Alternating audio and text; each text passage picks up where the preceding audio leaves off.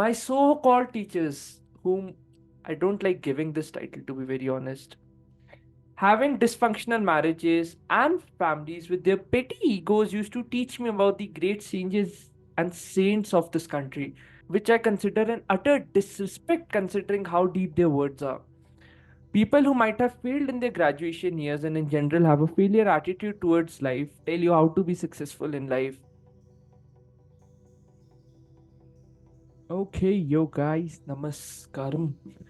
So today I wanted to talk about something that I've been like reading lately, and it's one of those things which was in my head for some time, but the conception kind of took some time, and it's kind of important, let's say, for I think the younger generation in particular these days, right? And this is just kind of a problem also which I had just heard from people around me, wherein a lot of them were kind of just reaching out, uh, complaining about problems in schools and things like that, right? So, I wanted to talk about something that impacts us for our entire life, education, particularly how your childhood education has been. It's one of those things that have been taken very lightly because, well, who cares about education? Our nation mocks knowledge. When you start talking about knowledge, a general remark you might have heard is "Gyan macho." Lately, I've been rereading some of the books that have impacted me deeply, and one of it is called Mindset. It's by Carol Dweck, wherein she talks about having a fixed mindset versus a growth mindset. Fundamentally, it talks about the core belief with which one approaches life. To explain it in super layman terms, a fixed mindset means that you just believe some people have special genes and talents which makes them unique. People are either smart or dumb and nothing can be changed about them. Either you're dumb or smart, and it's something predetermined by birth by some god. On the other hand, a growth mindset means that you can change everything about you. I can learn simply by trying and making an effort, no matter how hard it is. Your basic beliefs in life further ripple out to just about every facet of life. Let's say one wants to try something new in life.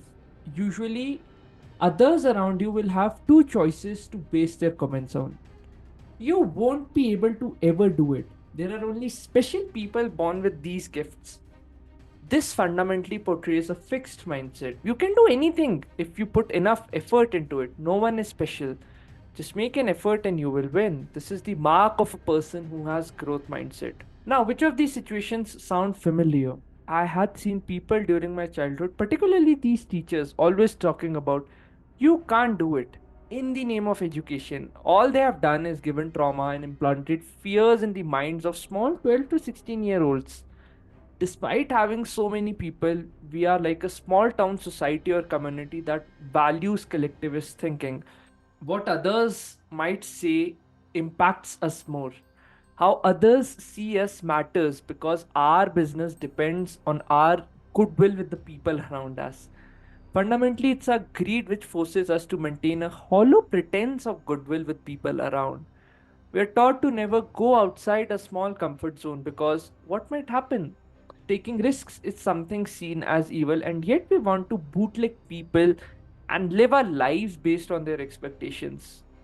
My so called teachers, whom I don't like giving this title to be very honest, having dysfunctional marriages and families with their petty egos used to teach me about the great sages and saints of this country, which I consider an utter disrespect considering how deep their words are. People who might have failed in their graduation years and in general have a failure attitude towards life tell you how to be successful in life. Then comes the favorites of our teachers, the so called special children, who are considered holier than thou because, well, the rest of the children are just dumb. As per these teachers, the opportunity to try new things is something deeply shunned, and creativity is killed at first sight. A lot of us have always heard all the time that you can't do it, which in reality are the fears and insecurities of these educators and old people who haven't for once challenged themselves in their lives. Our achievements are directly linked to our identity. And the sad part is, teachers who call themselves educators are not even true educators in the first place. We are often told to respect our teachers. For what? All they have done is that they were born a few years earlier than us. But from a conscience perspective, they're just as dumb as we are. They have not even excelled in their respective fields, because if they had done so, they might have been in completely different places and not doing this teaching job. Teaching is like one of those last resorts wherein when you're unable to do anything in life, you just have to kind of do it. Instead of constantly educating themselves and humbling themselves, all they have done is life is compare the statuses of people and their students. Being different is always punished, and imposing a fake sense of discipline is something we pride in. The root word of discipline comes from disciple. Discipline comes from within for the things that you genuinely love and want to learn. Life is not roaming on the mall on weekends or going to your village, but exploring the great wonders of this world. Youth have an important mission, and it's only while implanting a growth mindset within ourselves and others is how the world will change for better. Having actual consideration for the future of people is something one should have a strong responsibility towards. The reason so many youngsters are leaning towards suicide and drugs is that no one gives them a chance to fully express themselves. Of course, some want to be seen as cool doing all this, but like from a general perspective, once society kills your wings, how the hell do you expect them to fly? We want to be leaders, but our actions are truly against leading. We can't even lead ourselves into doing things that are good for us. How will we lead our students towards things that are good for them? Do we even know what the mission of our lives is? Do we even care about the deeper aspects of life, or our whole life would go in seeking Sharma ji का बेटा क्या कर रहा है?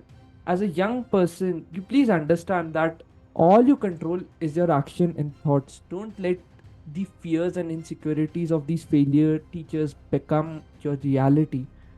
All you can do is action. We cannot control anything. Don't focus on the outcome of the action, right? Instead, focus on what all you can act upon and then tie your self worth to that action. Don't adopt other views. All you control is how you feel, how you think, and how you respond or react to that situation. So, this is like a small video which I wanted to put because, of course, in the name of education slash educators, all I see is just a lot of shit going on. Anyhow, let me know what you feel about this video, and until then, this is Debashish Pindra from Debu Ki Dastak signing off.